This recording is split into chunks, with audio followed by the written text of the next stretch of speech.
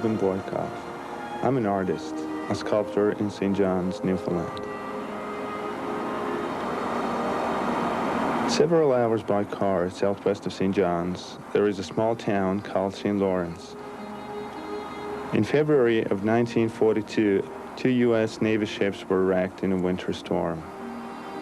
203 American sailors died, but 186 men were saved. Now, 50 years later, the Heritage Society there wanted to commemorate the courageous rescue by the mine workers of St. Lawrence, who pulled the drowning sailors from the freezing Atlantic, and they commissioned me to create a sculpture for this purpose. But in talking to the people of St. Lawrence, I came to realize that the sculpture was to be more than just a reminder of that event. I got a strong feeling that what I was about to create would become a symbol of the town itself. This commission was special to me because the central idea behind the monument reflected a strong belief I have as an artist. I believe that works of art, no matter how big or small, or no matter where in the world they are made, I believe that they say to the world, look, I'm here. I'm not just a number, not just an industrial statistic. I'm worth something. I'm valuable in and of myself. The sculpture I would create was going to say just that. Look, here is a town. This town has a value that goes much deeper than the state of its industry or its economic conditions. Here is a community with a past and a present and a life struggle that goes on. It is the life of its people that gives St. Lawrence its value. It's as simple as that.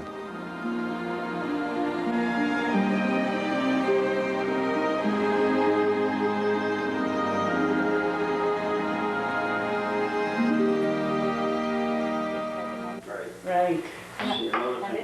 After drawing and experimenting with ideas, I produced a small plaster model of the sculpture and took it to St. Lawrence. The model, or maquette as it's called, showed 2 figures representing a St. Lawrence miner pulling a drowning sailor from the water. The St. Lawrence Heritage Society had worked hard to get the sculpture project going, and they would be the ones to oversee things through to the finish. There's a lot of pain, there's a lot of anguish, you know, in the facial expression here of the Jordan. Yeah. It was a Christian symbol that I adopted for the pose of the miner's figure, the crucifix, the suffering, the martyrdom. You have here such a spiritual feeling and presence in this figure. There is a lot of suffering, there is a lot of, so to say, irrational and something that is coming from above. That if you put a hat... I realized that the sculpture could not be too general or abstract. It had to reflect certain particulars, but at the same time, it had to express a universal meaning. Of course, I was a bit nervous. I hoped these small-scale figures would convey the dramatic composition and the strength of feeling I intended for the finished sculpture. So it was important for us to share our ideas at this critical stage. I suppose, too, because we're used to seeing monuments who have a soldier in full uniform, or a sailor in full uniform.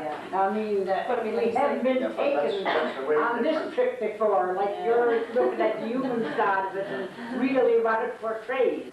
This figure had to express that suffering, and the only way I could see it was through a symbolic crucifix of that figure.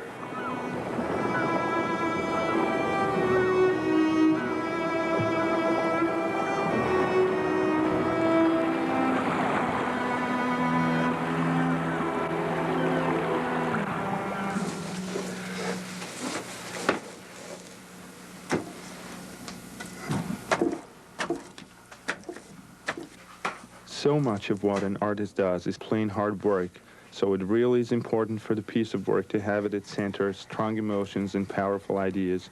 Otherwise, the long hours in the studio would just turn into tedious labor. You have to have a conviction and an emotional engagement that makes the effort worth it. For me, there was no doubt. The people of St. Lawrence were my inspiration, and the stories written on their faces and in their voices stayed with me. In the evening, there was a slight earthquake, a slight tremor. Well, I was on the road going down the harbour, and I looked up and the windows were shaking in the people's houses, you know? And I didn't know what was the matter. I stood still and looked up. I was going down to milk my cow down below. And my mum lived just down below that. So after it stopped, it was only for a second or so, you know, it wasn't very long. After that was about 4 or 5 o'clock in the evening. So I went up to the house to speak to her, and I said, my God, what's wrong? I wondered, the road and everything shook down there. Sure, she said the covers on the stove, she said, it went crazy here in the house. So that's all people thought about it.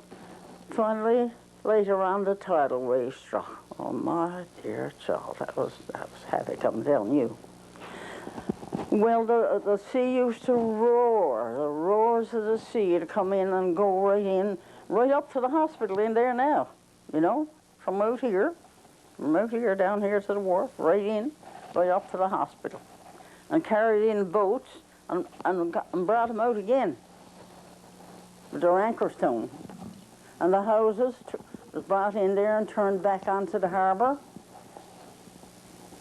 It was all the real, every stage and store and boat and dory and it swept out right from one side to the other. It was dreadful. Then we had the big wave, tidal wave, cleaned everything right out. That's the stages and stores and flakes. Oh my God, what a riot. And of course, we heard the roaring and the chimney and the dishes started to come from the cupboards, and we didn't mind that. We thought it was only just a tremble, like, you know, wind or something. So me and my mom was sitting up to the end of the table, and I didn't know anything until this boat went right up around the side of the house. And we were pretty fortunate. There was a breakwater built short distance from us going out to the old government wharf where the fish plant is there now. And that sheltered our premises, somewhat, not all. I got a good shaking up. I think it was 6 or 8 from Lord's Cove to Danzig Cove was drowned. It was a lot of lives lost there in the tidal wave.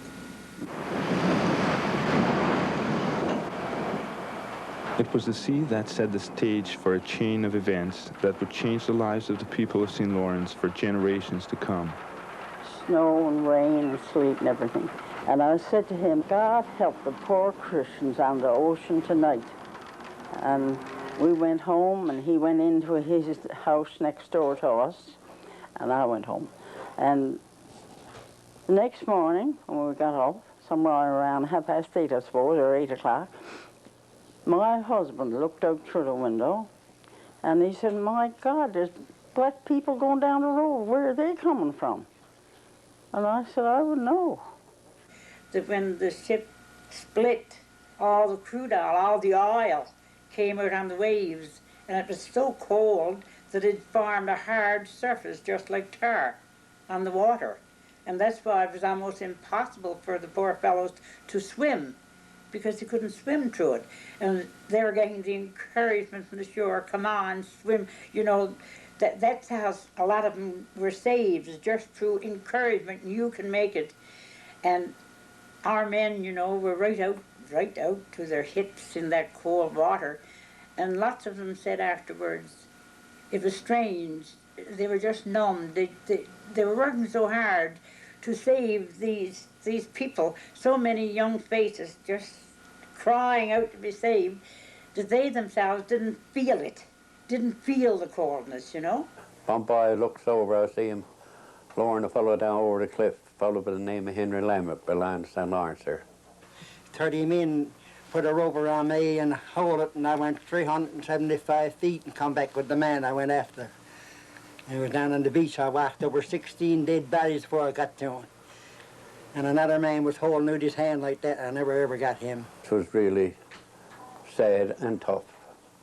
Tough as could be to see a fellow coming ashore, you know, bed all the peace with the sea, where they hit up getting clipped.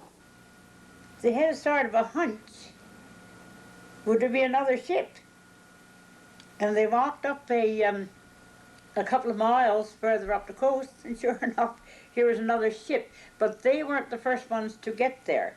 There had been 8 men from Lawn come down. Some young boy that lived out on the outskirts of Lawn in a place called Weber's, seen what he thought was a ship on Lawn Point. When it cleared away a little bit, here's what I think it is. It's a ship on the Red Scrape Rock. There's a rock straight in the centre of Lawn Harbour. And I said, well, it's a boat on, so in water tour, you know what it is now, it's a boat on the Red Scrape Rock, the biggest kind of steamer. You couldn't believe, I mean, you couldn't believe in your mind if there was any survivors, if there was anyone out in the water. But now they were there. When it cleared away enough, the snow cleared away, the boat was on Lawn Point. There was a lot of survivors on her. Well, there was a lot died on her, but there was a lot of survivors on her too. They were pulled from these terrible waves, chilling waters, and they were dragged up over the cliffs by the men. There's a whole group of men on the beach, and there's a group of men out in the water, and a group of men at the top of the cliffs. And after that then, they were taken by truck, or principally by truck, so a whole group were taken at one time, and brought them here into the town, and they were taken in at the homes all around. If you could take one, or you could take two, or you could, however many you could accommodate. When my husband came, I suppose it was 3 or 3:30. And when the truck stopped on the front of the house here, and he got out, he had this man, and he took him on his back and brought him up, just rolled up in a blanket with a suit of underwear on him. And he sat on the daybed, and he looked so cold and so miserable. He was just a kid, really, but 18 years old. And I said to him, "Are you all right?" He looked at me small. He said, "Yeah, I'm fine." But these bodies here were bodies that were washed ashore. They didn't even hit the beach till days afterwards, and the waves drove them in. So this was a familiar scene for weeks afterwards. You know, you were seeing, like this, caskets been drawn to the cemetery for burial. That went on for weeks. It was a very sad time, you know,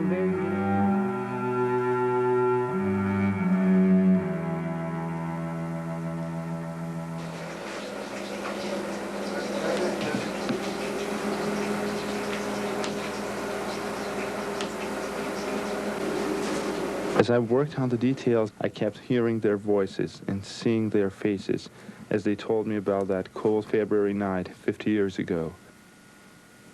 The work on the sculpture progressed.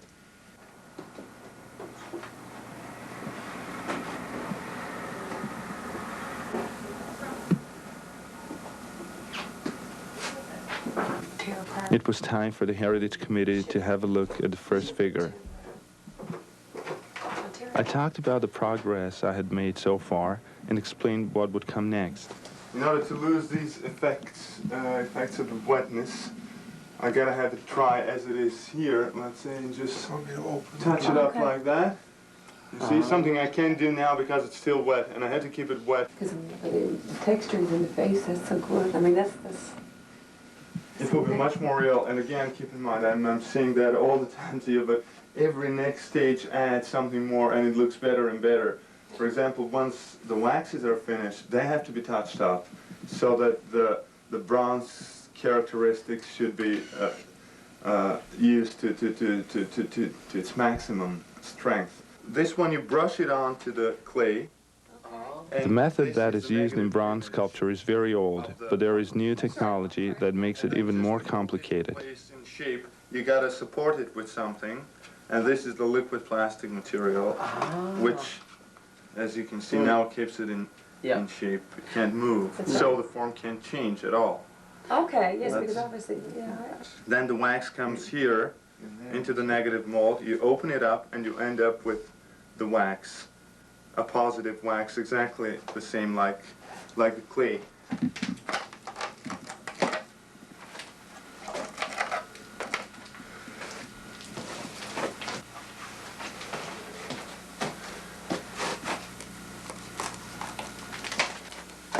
Working so intensely to shape the human form for the sculpture, I couldn't help but be reminded of the bodies of the miners and of the sailors on that dreadful night, the images of bodies tossed about by the cruel sea.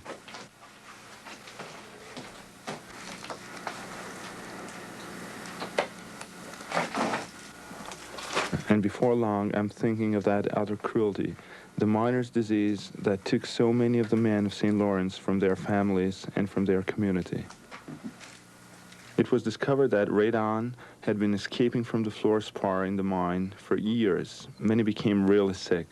Many died. I guess there's over 200 gone at my age of the St. Lawrence, young men. And boy, they were just as big and healthy, strong as I was. Because I had 3 brothers died with her. I was lucky. Because we were for years and years working on the ground. And didn't know what was happening. You know, a lot of our fellows dropping out, eh? And this was this stuff that I wanted to see. But that's when it came out, that was in the 60s. That's when we got the word that it was there in the mine. It was an awful lot of men. Me, at 39 years of age, went in under and was buried and didn't know that was in the mine. You go to a card game, you go anywhere, well, there's generally 4 or 5 widows with tables in some spots, you know. There's always a great many. This is the town of the widows, of course. There's not so much widows anywhere else. It isn't St. Lawrence. I think if I had a son, I'd almost as soon see him starve as go wander around in there. You know? For to live, you had to go to rear a family. Well, how are you going to rear them if you didn't go to work? Because all those worked in the mines, as far as I'm concerned, it's like a fellow went overseas and laid down his life overseas. You laid down your life for their country over there, when you laid down your life here in Newfoundland for a living. Eh?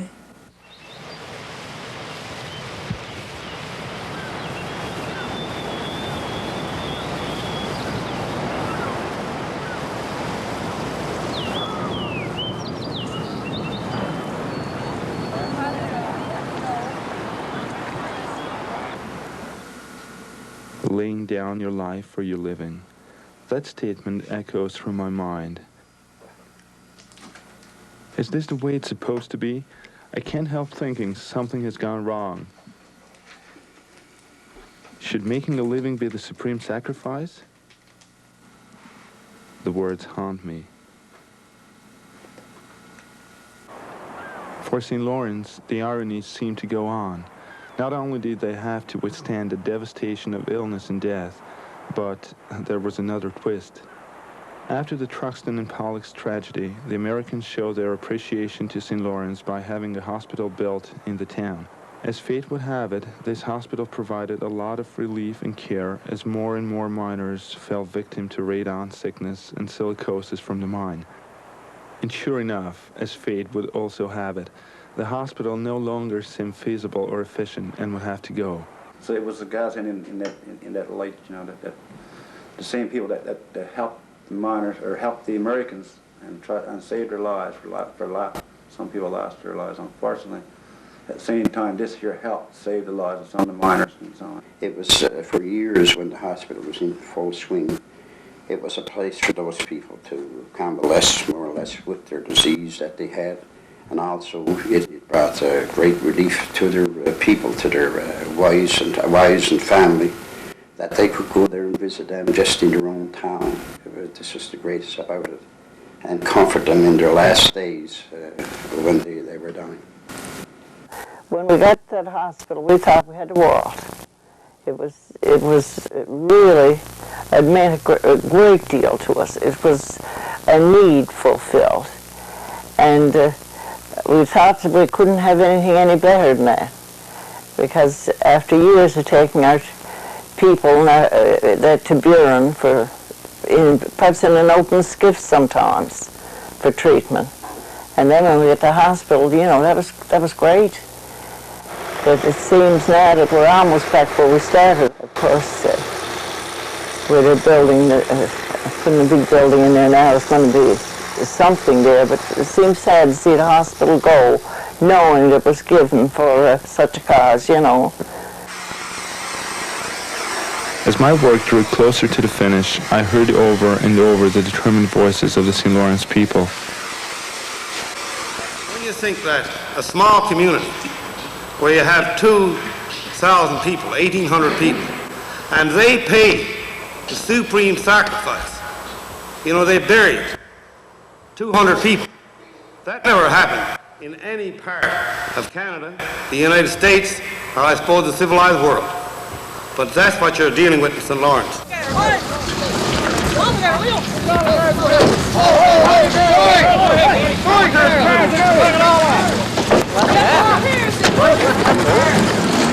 Take him up with their feet. That's their jobs. That's what I do. St. Lawrence is after taking a beating, and they're just standing up for what they think is right. We want to work. We're hard-working Newfoundlanders, and we want to stay that way. We're a historically fishing community as far as the fishery goes, inshore, but not offshore. And of course, consequently, we get left to one side once again. So the government felt that St. Lawrence should be left out of the restructuring. So that was a real battle there. As history shows, I suppose St. Lawrence has its ups and downs, and we just know it's coming and know it's going, so we'll just keep plugging and make it work. I had the distinct feeling that the whole monument project was a part of that determination to fight on. That seems to be the spirit of St. Lawrence.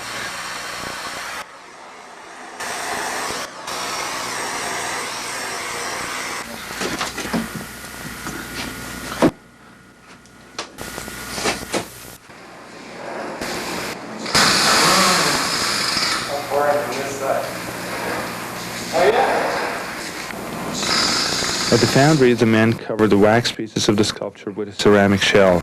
Then they pour hot molten bronze into this base.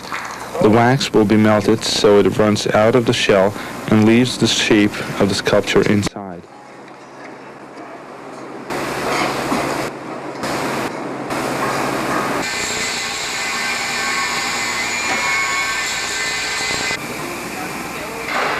Soon, all the pieces would be together. I was getting excited about showing the results to the people of St. Lawrence. Okay, now we need more people here. Because all the weight is kind of here.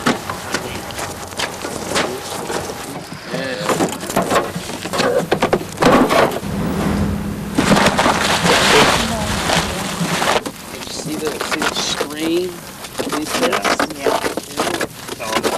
The major challenge for me was to combine two more or less incompatible threads in the composition. On the one hand, the actual rescuing operation, and the miner's disaster on the other.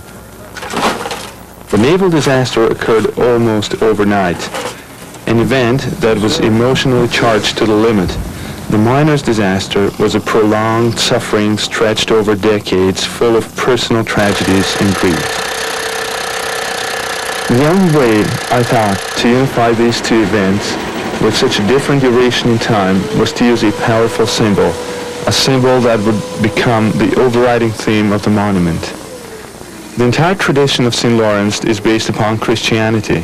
It had played and still plays a very important role in shaping the customs, habits, morality, and values of the people. The miner's figure participates in the concrete action. He is interacting with a sailor's figure, and at the same time, he exists in a different reality, a reality with no time, eternity. Okay, that's good. The miner is hauling up the sailor's figure by means of a rope, but there is no rope to be seen between the two figures. The space between them is empty. This is the space where self-denial, feet, and valor reside. So it was time for the artist's journey to end. I felt not only a sense of fulfillment and accomplishment, but also a sense of honor to think that the symbol I had created would become a part of the voice of this courageous town.